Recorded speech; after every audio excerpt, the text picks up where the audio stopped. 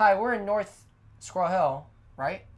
Yeah. Squirrel Hill North. Squirrel Hill North. All the above. And I'm here with Alex Stoda. Alex who? Wait, that's your last name, right? No. Oh. Speck. Alex Speck. Who told me that? Did you say that? No, you said Hoda. Well, earlier. yeah, well, I'm pretty sure. Well, we have it on tape. The cameras are rolling. Well, I know. I'm here with Alex Speck. That's you. That's me. Thanks for having me. No problem. Thank you for being here. Tell me about yourself. I am a lifelong resident / employee of the Squirrel Hill area, either north or south. Went to high school in Squirrel Hill. Mm-hmm. I don't live in Squirrel Hill right now, but I work in Squirrel Hill, and I've worked in Squirrel Hill for the past 8 years. Wow. And so, I guess tell me about how you started working here. Sure. I started working at the Jewish Community Center of Greater Pittsburgh, which is in Squirrel Hill. I sort of made that connection by growing up there, participating in some of the programs there, being involved in some volunteer opportunities and some employee opportunities when I was in high school. Yeah. Worked at their summer camp, their overnight camp, which sort of snowballed into a full-time position there in the sports and recreation department, as well as the overnight camp as the program director. So Jewish programs through and through, I guess. Yeah, you could say that. In Squirrel for Hill. Sure. For the community. I mean, and the Squirrel Hill community is very Jewish oriented, right? Yes, I believe the number is somewhere around 40,000 Jews live within the city limits, and I think all, if not a large portion of them, live in Squirrel Hill. Yeah. So this is definitely the most Jewish neighborhood. Yeah. In Pittsburgh. And tell me what you do for Tree of Life. I'm the program director of Tree of Life, which means I'm responsible for all the programming that goes on in the synagogue, educational programming, social programming, recreational programming, some religious programming for all ages of people, from kids, young adults, up to the older adult population, family programming as well. So tell me about some of those programs, I guess. I mean, sure. We do a lot of educational stuff, reaching out to the community and bringing people in. We have guest speakers that come in. We have rabbis that talk. We have professors. We try to provide a recreational and social outlet for the youth in the community and the youth in our synagogue, our congregation, to really get them exposed to each other, to other people their age, other Jews their age, as well as just some interesting and innovative programming.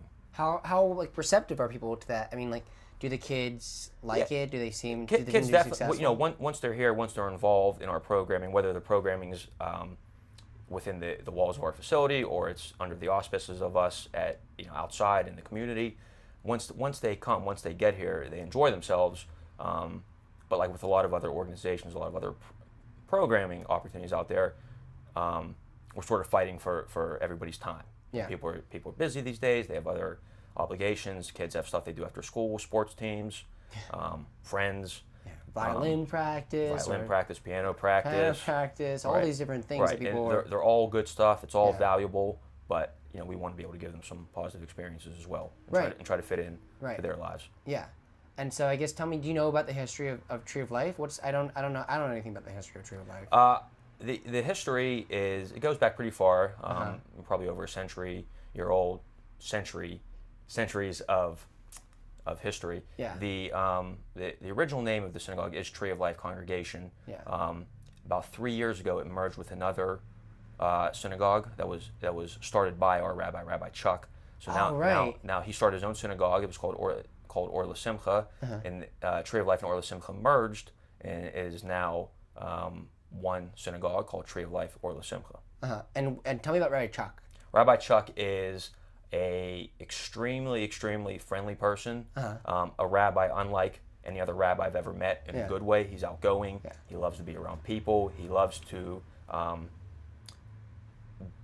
He's very welcoming. He loves to bring people into whatever he's a part of, whether it's a service, a holiday service, religious service, or any kind of program. He loves to be around people. He loves to outreach to people, and he's very, very engaging. Do you get paid to say that? That's not part of your... He's actually right behind me. He is, He's tapping on the window. He's like, you're about to be fired unless you say this stuff. He was holding up little cue cards, so that's where I get that from. But he's a great person to be around and a great asset to the synagogue and the community as well. I've heard I heard he's a very special guy, and that he's done. Do you have any examples of stuff that he's done in the community Sure. What I could say specifically is every time that he comes in contact to you, he knows your name. He learns your name. He never forgets your name. He'll say your name 100 times in a loud voice to make you feel special. He's very good at making people feel special about themselves and very, very well spoken. And he loves, like I say, he loves to be around people, and people feel very comfortable around him. And I'm sure you love to be around people as well. I mean, that's why you're a program director. Right. So it'd be tough to not like people if you're a program director. Right. It's important that you want to be able to make those relationships with everybody you come in contact with, because that's really what the driving force behind, my job and my profession is relationship building and making sure that we have solid relationships with everybody that's a part of our community as a whole, so they feel welcome into what we're doing. And speaking of relationships, tell me about the relationships that you have with other members of the community in Squirrel Hill. I mean, is Squirrel Hill a community that sort of everybody knows each other? I would say the most unique aspect about Squirrel Hill is that it's very difficult to walk down the street and not see somebody that you know. Yeah. And I'm sure it's like that in a lot of other communities, but the fact that you have friends or you have colleagues, you have neighbors that you see not only in one place. You'll see him at a restaurant. You'll see him at a synagogue or a church that you may go to. You'll see him at their kids' soccer practice or basketball game. Yeah. People in this community are very involved in a number of different activities and outlets within this community, so you really get to know people and see them on a pretty consistent basis, not just saying hi to them once and seeing them, not seeing them again for a month or so. Yeah. People are involved in a lot of the same activities and in a lot of the same realms, and I think it's pretty unique. Yeah, I mean, what do you think the future for Squirrel Hill holds? Yeah, I think what's nice about Squirrel Hill is that it has a great mix of a vibrant business district, a vibrant business community, mixed with some nice green space, some beautiful parks, century-old institutions and organizations, whether it's religious or social service agencies. I think that we really need to continue bringing businesses and making this a welcoming place for businesses and families and young adults and young professionals to live here and maybe potentially work here as well. Do you think there's challenges towards achieving that, or? Yeah, definitely. I think when we talk about the limits of the physical limits of the actual Squirrel Hill area, it can only grow so much. Right. And it's actually one of the larger districts, I think. Right.